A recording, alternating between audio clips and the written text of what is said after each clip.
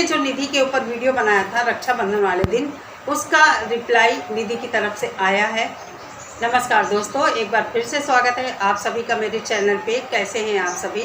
उम्मीद करती हूँ सभी लोग बहुत अच्छे होंगे।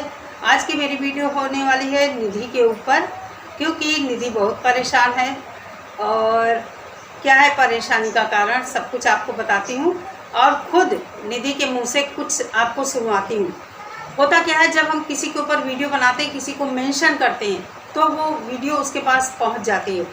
तो मेरा भी वीडियो शायद निधि ने देखा है और उसका रिप्लाई आया है। क्या रिप्लाई आया है, क्यों नहीं बांधी उसने राखी, आप निधि के मुंह से सुन लीजिए पहले, फिर आगे मैं बात करती हूँ।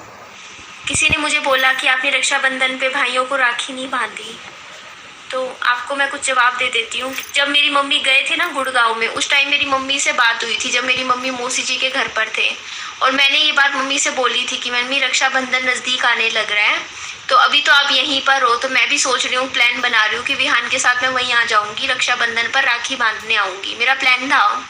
तो मम्मी ने उस टाइम मुझे फ़ोन पे बोला था कि नहीं, मैं ना यहीं से ही बाज़ार से राखी खरीद के तेरे नाम की भी दे जाऊँगी यहाँ पर, और ना तू अभी मत आइयो, क्योंकि यहाँ पे ना क्या पता चोरी हो जाए, पीछे से कोई सामान उठा ले, घर खाली सुना नहीं छोड़ना। पहली बात तो ये बात हुई थी, ठीक है। उसके बाद मम्मी यहाँ पे आ गए। उसके बाद मेरे को नहीं पता कि मम्मी ने राखियाँ दी नहीं दी, और मुझे जहाँ तक लगता है फिर नहीं दी, है ना, क्योंकि मम्मी तो सीधा वहाँ मौसी जी के घर से इधर आ गए थे। उन्होंने मुझे बोला था कि वो देंगे। उसके बाद अभी रक्षाबंधन से 1-2 दिन पहले भी मैंने मेरी मम्मी को बोला था कि मम्मी मैं चली जाती हूँ, विहान के को लेके चली जाऊँगी, दिन के दिन जाऊँगी, दिन के दिन वापस आऊँगी। तो मेरी मम्मी ने यहाँ पे मुझे जाने नहीं दिया। मम्मी बोलते या तो तू वहाँ रात को रुकी हो या फिर वापस नहीं जाना वहाँ पर। और मेरे को था कि मैं जाऊँ, मैंने कहा मैं आना जाना करूँगी, मैं रुकूँगी नहीं, क्योंकि आपको भी पता है पहले अभी कुछ 4-5 महीने पहले कुछ बात हुई थी हमारी, ठीक है, कुछ लड़ाई झगड़ा हुआ था। और बट मेरे को ये था कि मैं घर पे तो रुकूंगी नहीं, बस राखी रक्षाबंधन करके खड़ी खड़ी आऊँगी, खड़ी खड़ी जाऊँगी, बस इतना था। तो मम्मी ने मेरे को नहीं जाने दिया। मम्मी बोलते नहीं ऐसे हो जाएगा रक्षाबंधन, कोई नहीं, मन में होना चाहिए। तो आप लोगों ने सुना निधि क्या कह रही कि उसकी मम्मी छोटे भाई के पास जब गई थी, अभी इससे पहले, तो वो मौसी के घर में थी, तो इसने अपनी मम्मी से कहा कि मैं वहीं आ जाती हूँ, भाई को राखी वगैरह लेकर दे जाती हूँ। तो इनकी मम्मी ने कहा कि मैं खुद राखी लेकर दे दूँगी यहाँ पर। मेरी समझ में ये नहीं आता है, जब बहन मौजूद है और कोई इतनी बहुत बड़ी दूरी नहीं है, तो फिर इस तरह की चीज़ें क्यों कि माँ राखी लेकर दे, बहन क्यों नहीं बांधने गई। निधि के पास हर बात का जवाब रहता है, बहुत शार्प माइंडेड है इन सब चीज़ों में। ये जो गलत चीज़ें होती हैं इनमें, इनकी मम्मी ने वहाँ राखी नहीं दिया। जब वहाँ से आई तो निधि ने कहा कि मैं जाऊँगी राखी बांधने, तो निधि के अनुसार मम्मी ने मना कर दिया कि नहीं, तुम्हें नहीं जाना है, दूरी बहुत है, और ये वो दुनिया भर की बातें। नहीं गई थी, एक वीडियो बनाकर या भाई से कॉल पर बात कर कर उसको विश तो कर देती। कौन सी इतनी बड़ी दुश्मनी है। त्योहार इसलिए भी होते हैं कि जहाँ पर रिश्तों में कोई प्रॉब्लम होती है, त्योहार के बहाने रिश्ते जुड़ जाते हैं। कहीं ना कहीं त्योहारों में हम रूठे मुँह को मना लेते हैं। फिर ये तो तुम्हारा भाई था, कौन सी ऐसी तुम लोगों के बीच लाठी चल गई थी जो तुमने भाई को राखी नहीं बांधी। एक भाई मान लीजिए अंकुर से लड़ाई हुई, बड़ा भाई तो तुम्हारा वहाँ है, लोग डाक से अपनी राखी भेज देते हैं, कोरियर कर देते हैं, लेकिन यहाँ तो कुछ और ही बात है।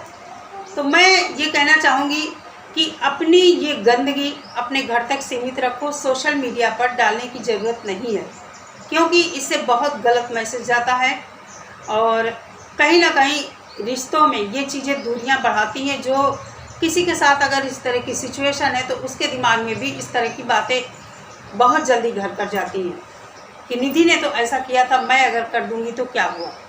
तो इसलिए ये सब चीज़ें अपने घर तक सीमित रखो। दूसरी बात, निधि की माँ अपने छोटे बेटे अंकुर के पास चली गई हैं।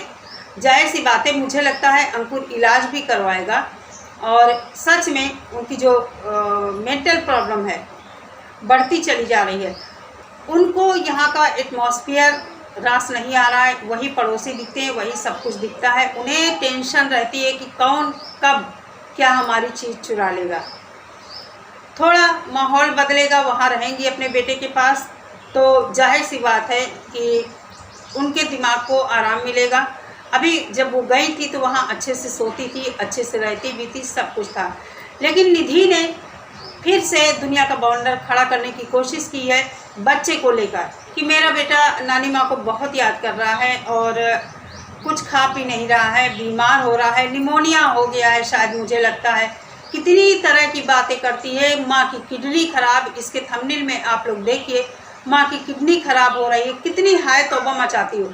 जब तुम्हें अपने भाई से किसी तरह का संबंध रखना नहीं है, फिर जब माँ बीमार होती है तो क्यों भाई को बुलाती हो, क्यों सोशल मीडिया पर हाय तौबा मचाती हो कि पूरी फैमिली को इन्वॉल्व होना चाहिए। कहाँ रही फैमिली, कहाँ तुमने इस लायक फैमिली को रखा है, इस तरह माना है कि कोई कि तुम्हारे किसी गिरे वक्त में फैमिली काम दे। रिश्तों में दूरियां तुमने बढ़ाई है। सोशल मीडिया पर हर चीज़ चिल्ला चिल्ला कर, हर चीज़ छोटी से छोटी बात यूट्यूब पर लाकर तुमने पटकी है जो, तो कैसे तुम उम्मीद करती हो कि तुम्हारे रिश्ते तुम्हारे बुरे वक्त में काम देंगे।